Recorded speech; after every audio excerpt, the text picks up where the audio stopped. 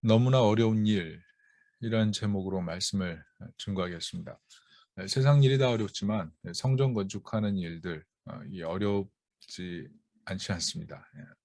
성전 건축하고 나서 담임 목사 바뀌고 교회 장로 떠나고 성도들이 교회에 옮기는 일이 건축 중에 부지기수로 일어납니다. 최근 교회를 개척했던 어떤 목사님은 개척하고 나서 동역자를 찾았지만 다 거절당했대요. 그래서 마음이 좋지 않았는데 갑자기 어떤 가정이 들어와서 등록을 받아달라고 그렇게 요청한 이후부터 열심히 전도를 했더랍니다. 삽시간에 교회가 1, 2부 예배를 드릴 만큼 그 가정 때문에 교회가 성장했답니다. 그런데 잠시 약속이 있어서 목사님 가정이 3주 동안 교회를 비워서 해외에 잠깐 다녀올 일이 있었나 봐요. 그래서 아마 공부도 했었고 그랬기 때문에 거기 가서 인사드릴 일이 있었던 것 같습니다. 그런데 돌아오니 청년 2명만 남고 교인들이 모두 떠났다고 합니다. 뿐만 아니라 목사님도 암에 걸리셔서 항암 치료를 하고 있다는 소식을 들으면서 성전을 건축하고 교회를 세워가는 일, 이것이 우리가 생각하지 않는 복병이 너무나 많다는 거죠. 이것뿐이겠습니까? 우리 인생을 세워가고 하나님 안에서 우리 신앙을 세워가는 일에 복병이 너무나 많습니다. 너무나 우리 신앙을 세워가고 우리 신앙을 온전히 지켜간다는 일이 어려운 일이라는 거죠. 뿐만 아니라 한국 사회에서 교회에 대한 신뢰가 얼마나 많이 떨어졌습니까? 하나님께 헌신한다고 하면 그 비합리적으로 바라보고 신학생들도 줄어들죠. 이제 신학교도 줄 서면 들어가는 그런 시대가 될 것 같습니다. 이런 현실에서 신앙생활 잘하고 성전을 건축하고 교회를 세워가는 일, 이것이 무리하고 어려운 일이 되었다는 거죠. 이런 여러 두려움 때문에 사실 지금 건강한 교회를 개척한다는 것, 이것이 영광스러운 일이지만 굉장히 이 일을 꺼려하는 시대가 됐다는 것입니다. 그러다 보니 오늘 본문은 하나님 나라를 세워가는 과정에 하나님께서 어떻게 성전을 세워가시는가를 보여주는 것입니다. 그래서 여러 우리 삶의 난제 속에서 신앙을 세워가고 교회를 세워가고 성전을 건축해가고 이렇게 인생을 세워가는 일 속에 하나님의 그 역사하심이 어떤 것인지를 우리에게 보여준다는 것입니다. 본문에서 하나님께서 어떻게 성전을 건축해 가십니까? 첫째는 왕에서 왕으로 이어진다는 것입니다. 하나님은 성전 건축에 대한 근거를 알고자 했던 다뜨네의 편지를 시작으로 해서 성전 건축을 시작했던 고레스 왕의 친서를 앙메다 궁에서 찾아내고 맙니다. 고레스의 그 기록을 찾아내는 다리오 왕의 그 열심을 통해서 하나님은 엄청난 왕의 힘을 성전 건축에 사용하셨던 거죠. 22절 보면 이방 왕의 마음을 돌리셨다, 이런 표현이 있잖아요. 고레스 왕의 조서가 주전 539년에 작성된 것인데 느부갓네살이 탈취했던 모든 성전의 그 기명들을 원래 위치에 두고 성전의 크기까지 고 60규빗, 광 69빗 이렇게 정해서 나온 조서가 발견되지 않습니까? 여기에 다리오가 고레스 왕이 시작했던 건축을 집행하라 이 명령하죠.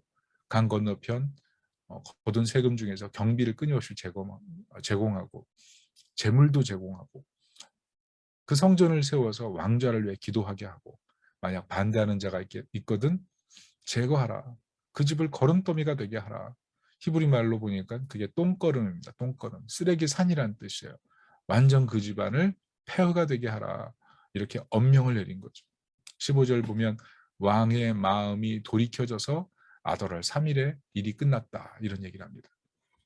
결국 왕의 마음이 돌이켜지니까 총독, 다뜨네, 스달보스네, 그 동관, 그리고 유다 사람들의 장로, 그리고 선지자 학계, 스가랴 모든 사람들의 마음이 하나가 돼서 15절 왕의 마음이 하나가 되어서 15절 보면 형통하였더라 이렇게 써 있습니다. 형통하였더라.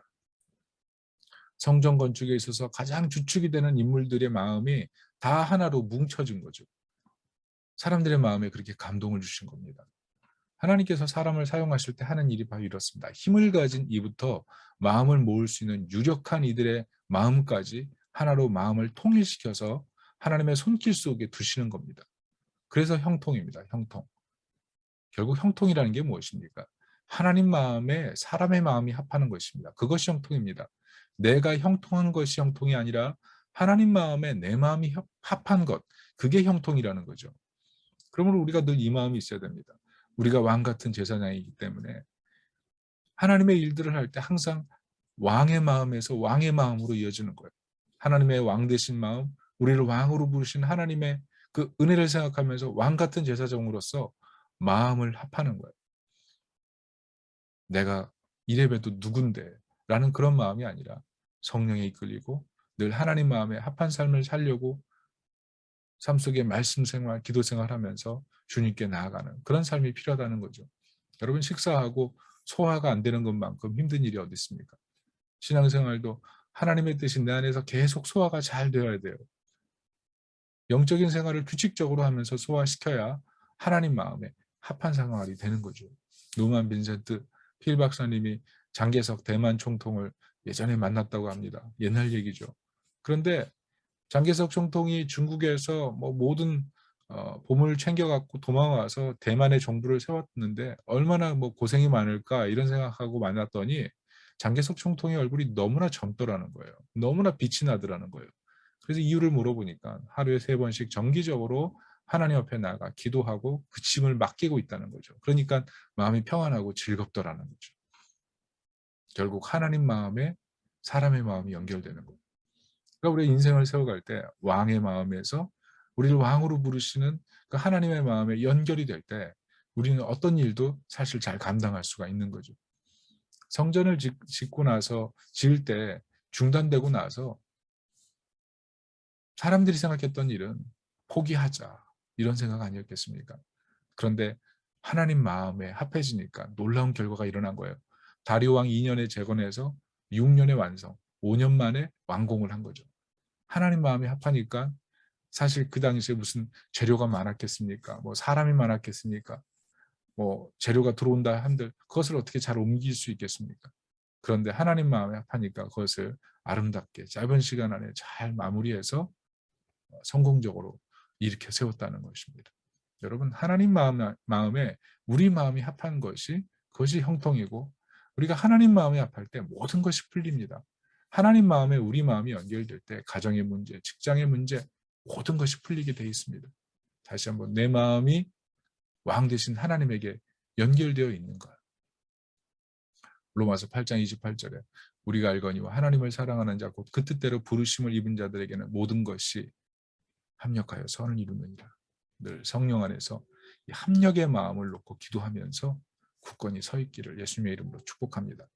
두 번째는 참성전에서 참성전으로 세워간다는 것입니다.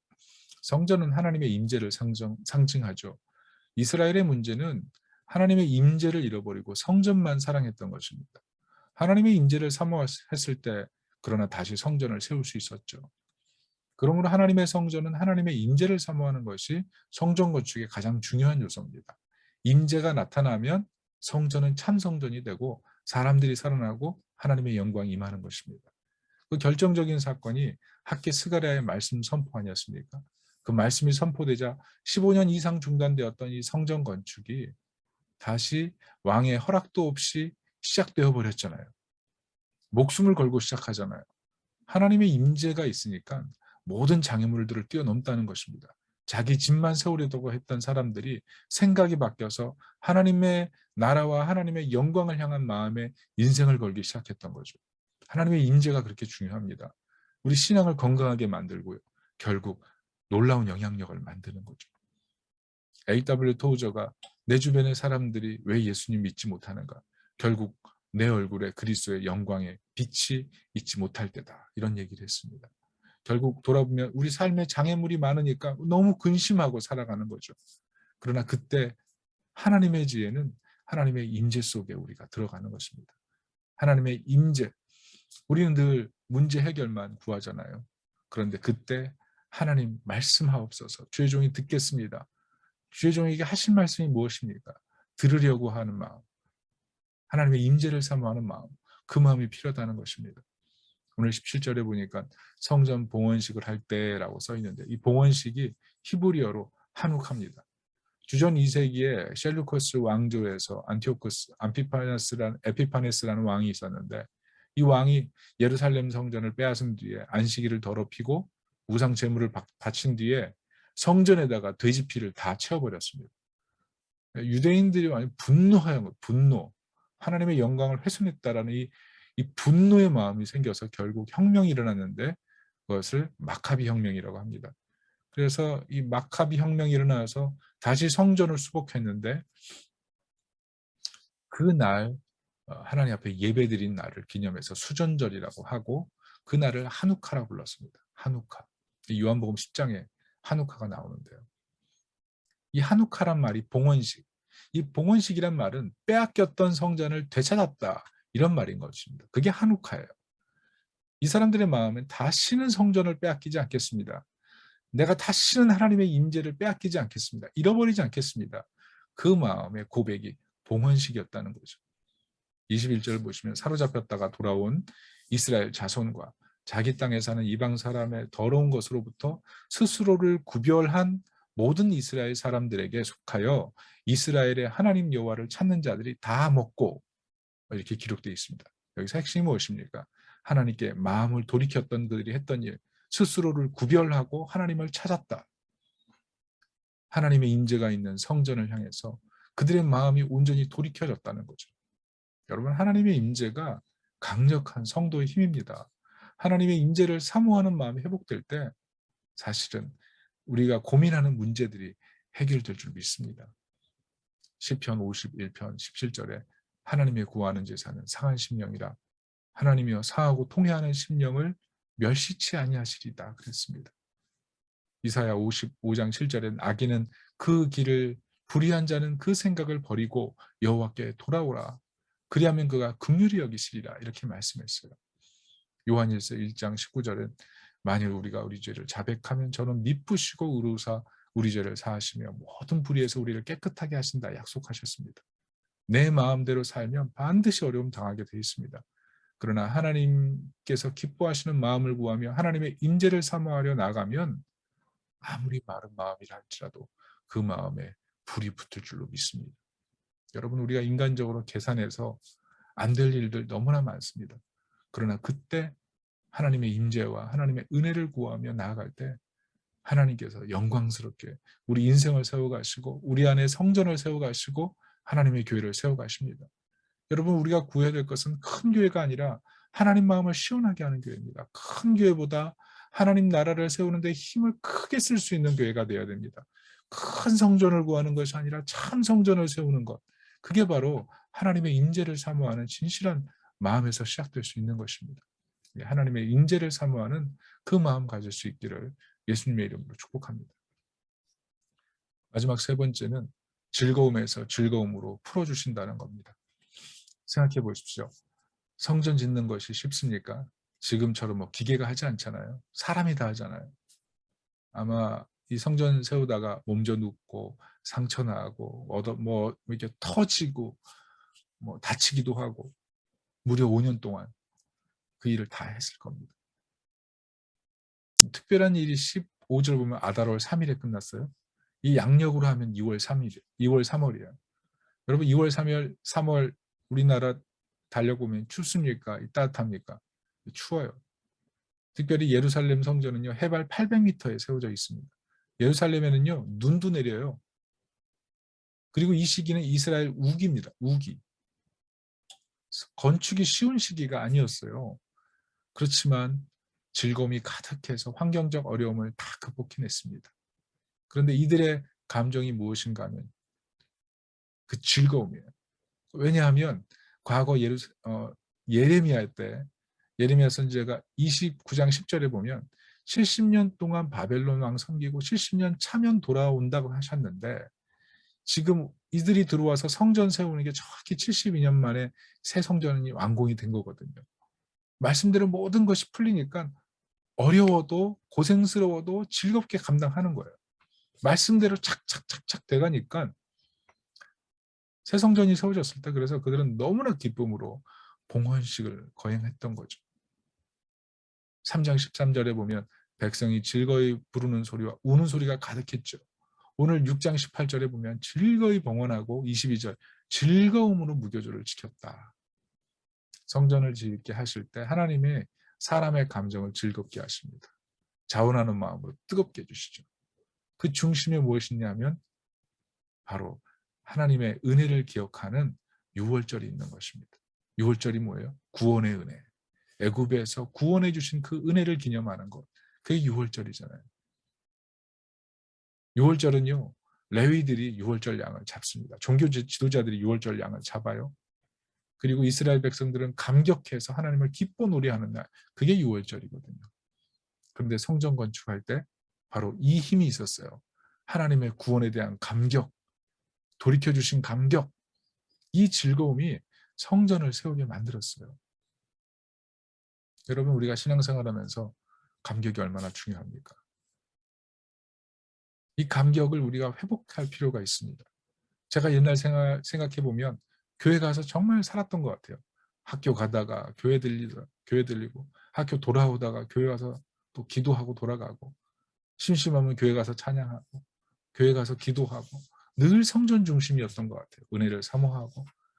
은혜가 그때는 정말 무엇인지 잘 몰랐던 것 같아요. 그런데 그냥 교회 가는 게 좋았어요. 그것이 그냥 은혜였어요. 지금 생각해 보면 주님께서 성전을 내 집이라고 했는데 저는 집보다 교회가 좋았던 것 같아요. 은혜가 있을 때 교회가 내 집 같아지지 않습니까? 그런데 그 중심을 보면 내 마음속에 어린 양 예수 그리스도가 있는 거예요. 나를 위해 죽으신 예수 그리스도의 그 은혜가 너무나 즐겁고 너무나 기뻐서 교회가 내 집 같은 마음. 이게 사실 우리의 마음속에 있어야 될 마음이 아닙니까? 가정에서도 직장에서도 무슨 일을 하든지 이곳이 하나님의 처소입니다. 그것 때문에 내 마음이 너무 즐거운 상태.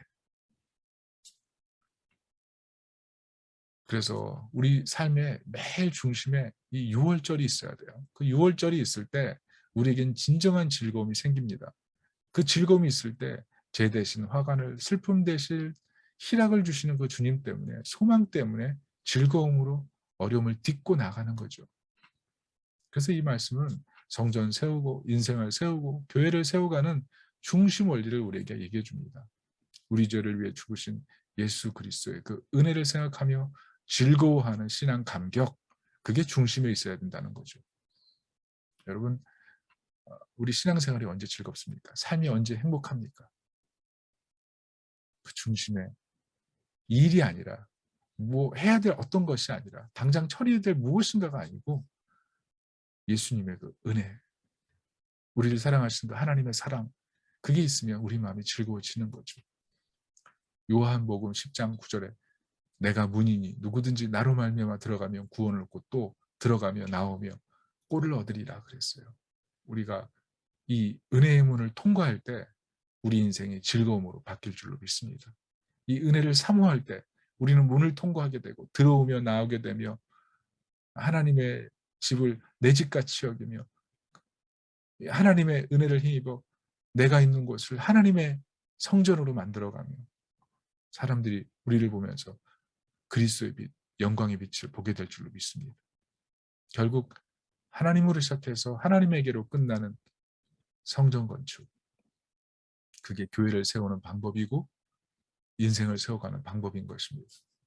다시 우리가 인생을 세워가고 교회를 세워가고 하나님의 나라를 세워갈 때 그 중심에 결국 하나님의 은혜가 필요함을 고백하면서 늘 가난한 마음으로 하나님의 은혜를 사모하며 나갈 수 있기를 예수님의 이름으로 축원합니다. 말씀의 결론을 맺습니다. 어떤 분이 꿈을 꿨대요. 꿈에 지니가 나타납니다. 그 지니한테 부탁했대요. 난 주식 부자가 되고 싶어. 그랬더니 지니가 1년 후 신문을 딱 주더래요. 그래서 딱 보니까 주식표에 그 상승 곡선이 있는 너무나 엄청난 우량주들이 있는 거예요. 그래서 그것을 열심히 샀답니다. 그리고 너무나 행복하는데 신문 보니까 거기 부고란에 있더래요. 그래서 부고란 보니까 그 부고란에 자기 이름이 있더래요. 꿈이죠. 분명히 대박이었습니다. 그러나 한순간에 촉박이 된 거죠. 여러분, 우리 인생이 이 땅이 다면 우리가 이 땅에 물론 열심히 살아야 됩니다. 그렇지만 이 땅이 다가 아니기 때문에 우리가 이 땅을 살면서 영원을 살아야 되겠죠. 영원을. 그래서 우리는 인생을 세워갈 때 결국 왕 되신 하나님을 힘입어서 왕 같은 제사장으로 부름받은 내가 하나님 마음에 합하여 살아갈 때 진정한 형통을 경험할 수가 있습니다. 성전에서 성전으로 가야 돼요. 하나님의 성전에서 하나님의 임재가 있는 참 성전으로 내가 매일 살아갈 때 그때 은혜가 있습니다. 즐거움을 해서 즐거움으로 끝나야 돼요. 하나님의 임재 속에 있는 그 즐거움이 내 안에 그리스도의 은혜를 기억함으로 말미암아 매일매일 내 삶에서 살아날 때 중심의 그 유월절로 하나님의 성전이 영광스럽게 세워진 것처럼 우리 중심에 그 그리스도의 은혜가 있을 때 우리 인생이 견고하게 세워질 줄 믿습니다. 이 은혜가 있으시기를 예수님의 이름으로 축원합니다. 아멘.